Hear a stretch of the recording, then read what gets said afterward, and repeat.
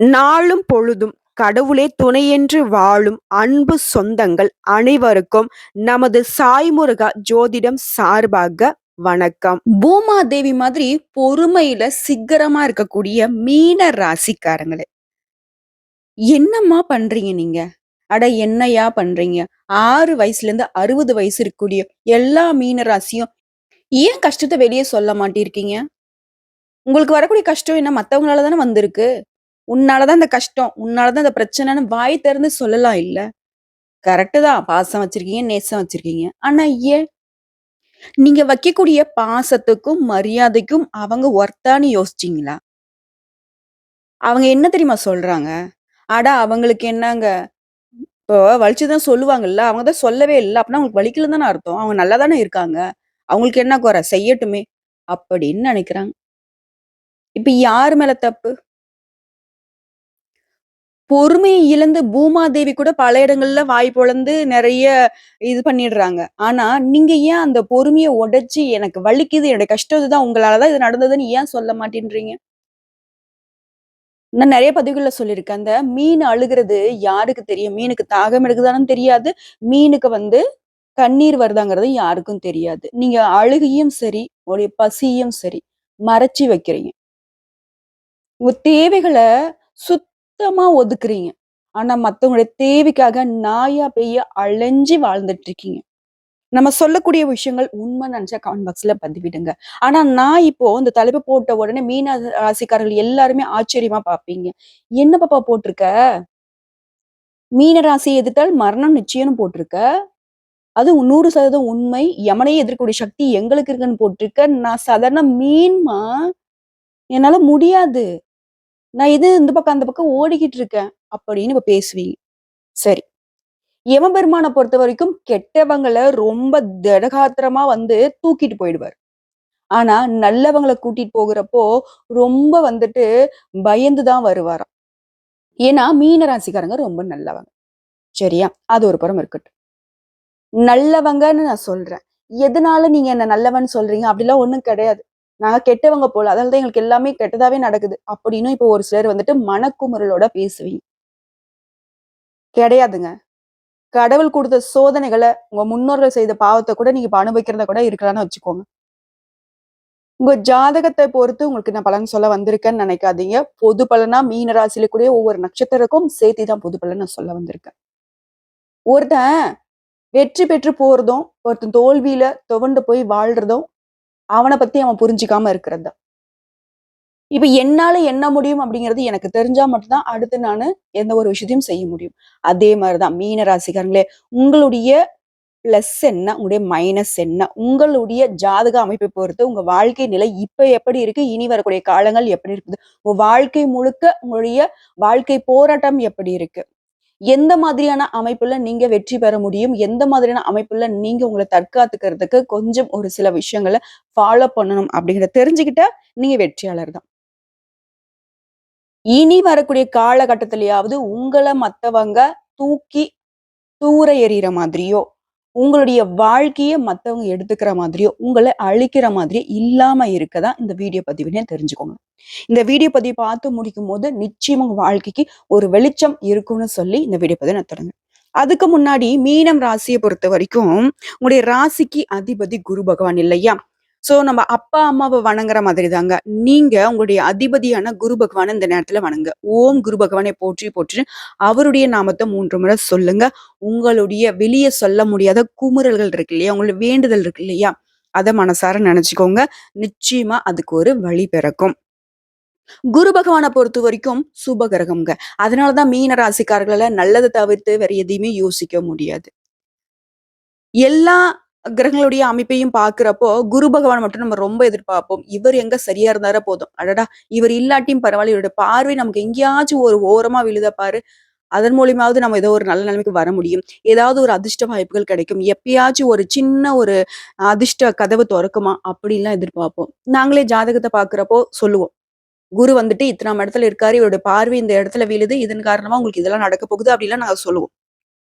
அந்த அமைப்ப வச்சு பார்க்கிறப்போ, அவரையே ராசி அதிபதியா வச்சிருக்கிறதுனால, நீங்க நல்லா தான் இருப்பீங்கன்னு நாங்க சொல்ல முடியும்.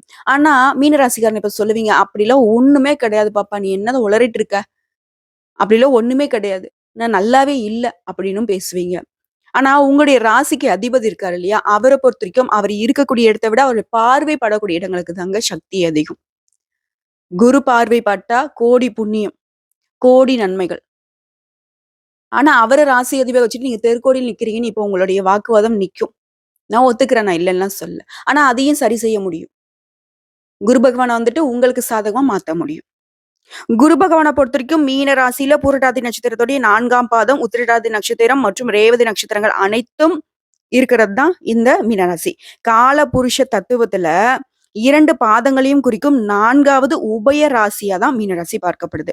இவங்கள பொறுத்தவரைக்கும் பேச்சாற்றல் மிக்கவங்க. இவங்க கிட்ட பேசுறப்ப வார்த்தைகள அளந்து பேசணும். சின்ன சின்ன விஷயங்கள கூட குற்றம் கண்டுபிடிப்பதுல வல்லவர்கள் தான். சமயம் பார்த்து காலை வாரி விடுவாங்கன்னு நான் போட்டிருக்கேன். யாரு தெரியுமா? இவங்களுக்கு துரோகம் பண்றாங்க பார்த்தீங்களா? அவங்கள தான்.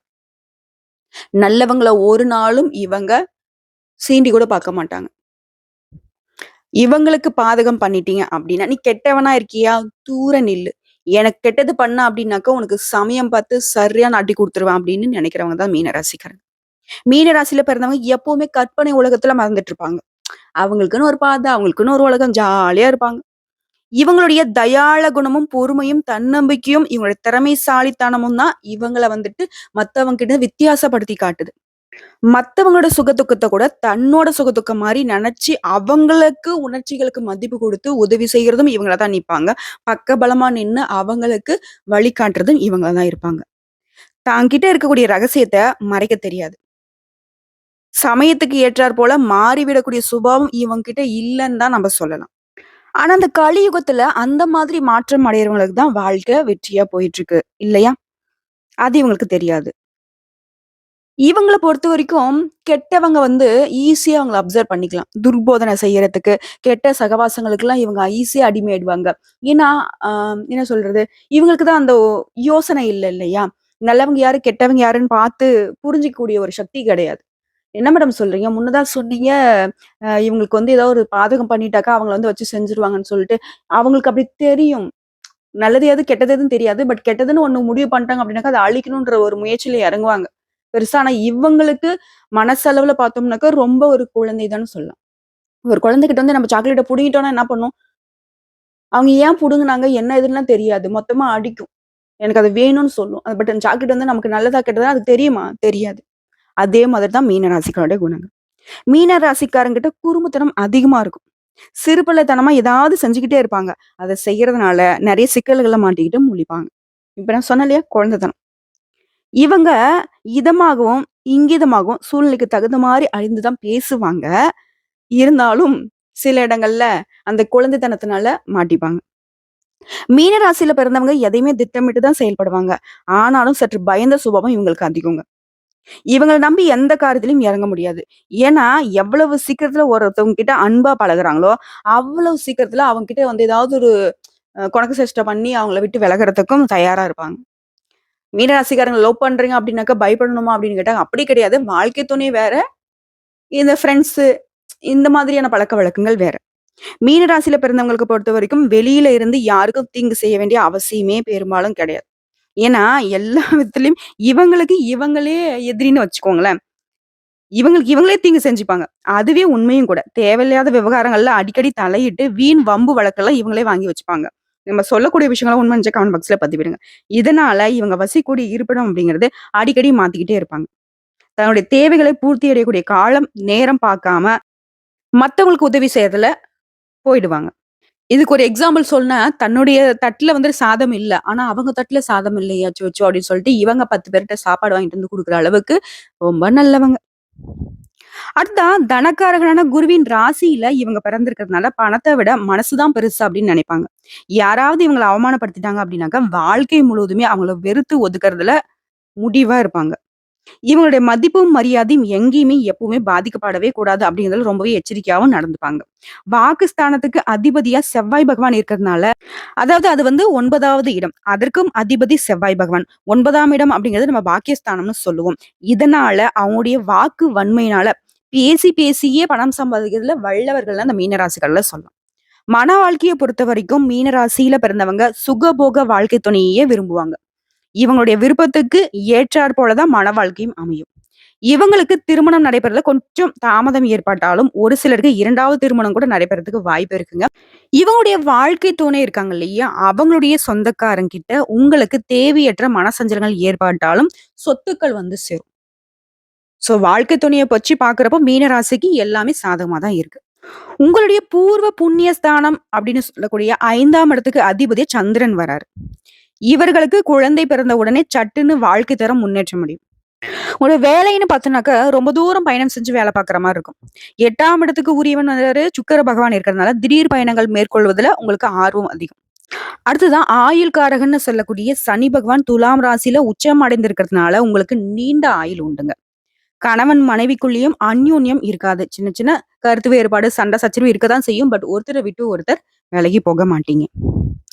இவங்களுக்கு வந்து பார்த்தீங்கன்னாக்கா, தெய்வ பக்தி அப்படிங்கிறது ரொம்ப அதிகம். பெரியவங்க கிட்ட மரியாதையா பழகுற குணமும் அதிகம் இருக்கிறதுனால, ஆன்மீக, தெய்வீக காரியங்கள்ல அதிகமா உங்கள ஈடுபடுத்திப்பீங்க. உங்களுடைய சொந்த முயற்சியில தான் செல்வம் சேர்ப்பீங்க. தான் உழைச்சு சம்பாதித்த பணத்துல தான் பூமி, வீடு, மனை, வண்டி, வாகனம் இதெல்லாம் அமைச்சு வாழுவீங்க. புகழ்ச்சிக்கு இவங்க வந்து அடிபணிவதால, இவங்கள புகழ்ந்தீங்க அப்படின்னாக்க, நினைச்ச காரியத்த சாதிச்சிடலாம். மத்தவங்களுக்கு அள்ளி கொடுக்கறதுல வள்ளல்ங்க இந்த மீன ராசிக்காரங்க. தனக்கே இல்லனாலையும் வந்தவங்களுக்கு வஞ்சகம் இல்லாம பார்த்துப்பாங்க. மேலும் உங்களுடைய 9ஆம் இடமான பாகிஸ்தானத்துக்கு அதிபதி செவ்வாய் பகவான் இருக்கிறதுனால, தந்தையே முன்னுதாரணமா வச்சு முன்னேற பார்ப்பீங்க. தந்தையின் வழிய பின்பற்றி தான் புதுசா வித்தியாசமா முயற்சி செய்யறதுல ஆர்வம் உங்களுக்கு அதிகமா இருக்கும். 10ஆம் இடமான ஜீவஸ்தானத்துக்கு உங்களுடைய ராசிக்கு அதிபதியான குருவே இருக்கிறதுனால, பலருக்கும் சுயதொழில்ல ஈடுபடவே விருப்பம் இருக்கும். எவ்வளவு பணம் வந்தாலும் சரி, சேமிக்க முடியாதபடி செலவுகளும் அதிகமா தான் இருக்கும். நான் தான் இப்ப முன்னே சொன்னேன் இல்லையா? வாரி வள்ளல்கள்ன்னு சொல்லிட்டு, யார் என்னலாம் பார்க்க மாட்டாங்க. பிடிச்சிருந்தா வச்சுக்கோங்க, அள்ளி குடுத்துருவாங்க. உதவின்னு போய் கேட்டீங்கன்னா போதும். தன் பையில இருக்கிறத முழுசா அள்ளி குடுக்குற அளவுக்கு தாராள மனப்பக்குவம் கிடைச்சவங்க இந்த மீன ராசிக்காரங்க. மேலும் இந்த ராசியில பிறந்தவங்க பெரும்பாலும் குடும்பத்துல மூத்த பிள்ளையாவே இருப்பீங்க. சின்ன வயதுல இருந்து குடும்ப பொறுப்புகளை ஏற்க வேண்டிய கட்டாயம் ஏற்பட்டாலும் பணவரவுல தட்டுப்பாடு இருக்காது. பணவரவு இருந்துகிட்டே இருக்கும். எத்தகைய துன்பங்கள், கஷ்டங்கள் ஏற்பட்டாலும் உங்களுடைய வாழ்க்கையில வசதிகளை மட்டும் குறைச்சுக் கொள்ள வாய்ப்பே கிடையாது. சுக, போக வாழ்க்கையே எப்பவுமே உங்களுக்கு நிலைச்சு நிக்கும். விலை உயர்ந்த ஆடை, அணிகலன்களை அணிவதுல ரொம்பவே விருப்பம் உங்களுக்கு இருக்குங்க. ஆக மொத்தத்துல மீன ராசிய பொறுத்தவரைக்கும் குணம் சூப்பர். தங்கமான குணம்பா.